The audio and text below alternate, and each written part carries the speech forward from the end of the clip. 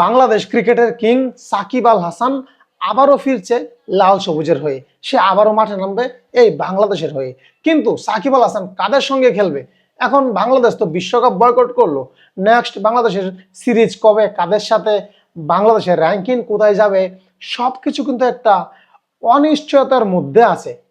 হ্যাঁ, যেমন বাংলাদেশের জায়গায় বিশ্বকাপ খেলবে স্কটল্যান্ড। স্কটল্যান্ড চান্স পাওয়ার কারণ বাংলাদেশের পরের অবস্থানের টিমটাই কিন্তু স্কটল্যান্ড। বাংলাদেশের র্যাঙ্কিং টি-20-তে 10 এবং স্কটল্যান্ডের 11 নাম্বার। তো বাংলাদেশ যেহেতু বিশ্বকাপে অংশগ্রহণ করতেছে না, এখানে স্কটল্যান্ড করতেছে। তো স্কটল্যান্ড কিন্তু বিশ্বকাপের পরে তাদের র্যাঙ্কিং বাংলাদেশের উপরে উঠে যাবে এবং বাংলাদেশের র্যাঙ্কিং চলে যাবে স্কটল্যান্ডের আরো অনেক তলানিতে।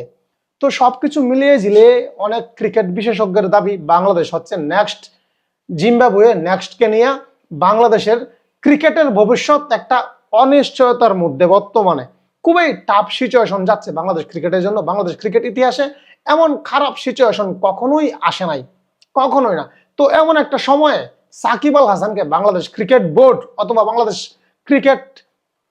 ক্রিকেটের সভাপতি বুলবুল আহমেদ সাকিবকে ফেরানোর কারণ কি?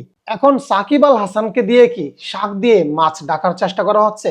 এই যে বাংলাদেশ ক্রিকেট বোর্ডের যে গাফলতিগুলো, হ্যাঁ, তারা যে আসলে সাকসেসফুল হতে পারে নাই অনেক জায়গায়, সেগুলোকে ডাকার জন্য কি সাকিব আল হাসানকে আবার হাইলাইট করতেছে? অনেকে কিন্তু সেটাই ভাবতেছে।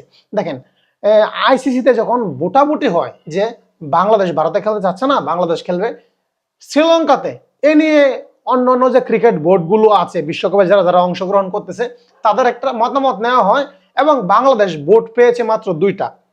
একটা দিয়েছে বাংলাদেশ ক্রিকেট বোর্ড, আর একটা দিয়েছে পাকিস্তান ক্রিকেট বোর্ড পিসিবি। আর কেউ বাংলাদেশকে ভোট দেয় নাই।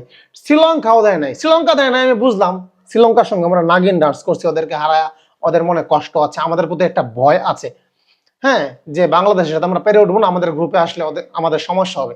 কিন্তু জিম্বাবুয়েকে কিন্তু বাংলাদেশ ক্রিকেট বোর্ড অনেক হেল্প করছে। জিম্বাবুয়ের সাথে কেউ কোনো সিরিজ আয়োজন করতে চায় না, কিন্তু বাংলাদেশ সেটা করেছে। বাংলাদেশ করেছে কিন্তু বাংলাদেশের লাভের জন্যই।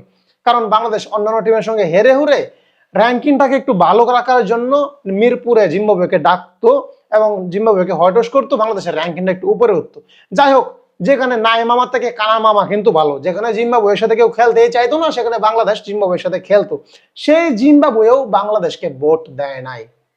এতটাই আসলে আমাদের বাংলাদেশ ক্রিকেট বোর্ড অন্য অন্য ক্রিকেট বোর্ডগুলোর সঙ্গে ভালো সম্পর্ক রাখে নাই। রাখলে তো ভোট দিত এবং আইসিসি বাধ্য হইতো ভারত থেকে আমাদের ম্যাচগুলো শ্রীলঙ্কাতে শিফট করার জন্য। তো এখানে বাংলাদেশ ক্রিকেট বোর্ডের অনেক গাফলতি আছে। বাংলাদেশ ক্রিকেট বোর্ড কেন পারে নাই? পাকিস্তান পারলে, ভারত পারলে, বাংলাদেশ ক্রিকেট বোর্ড কেন পারে নাই আইসিসি কে বুঝাতে যে আমাদের ম্যাচগুলো ওখানেই দাও, দিতে হবে? কেন বাধ্য করতে পারলো না আইসিসি কে? এখানে কিন্তু একটা মূল প্রশ্ন। সত্যি বাংলাদেশ ক্রিকেটের ভবিষ্যৎ অনিশ্চিত। এই সময় সাকিবকে ফেরানো হচ্ছে দেশে। আমি অবশ্যই সাধুবাদ জানাই সাকিবকে ফেরানোতে। আমি অনেকটাই খুশি, কারণ আমি ক্রিকেটার সাকিব আল হাসানকে অনেকটাই ভালোবাসি, পছন্দ করি। কিন্তু রাজনৈতিক সাকিব না, নেতা সাকিব, এমপি সাকিব কেনা, ক্রিকেটার সাকিবকে আমি সবসময় মাঠে দেখতে চাই। এবং সাকিব ফ্যানরা কিন্তু বর্তমানে সবাই উচ্ছ্বাসিত।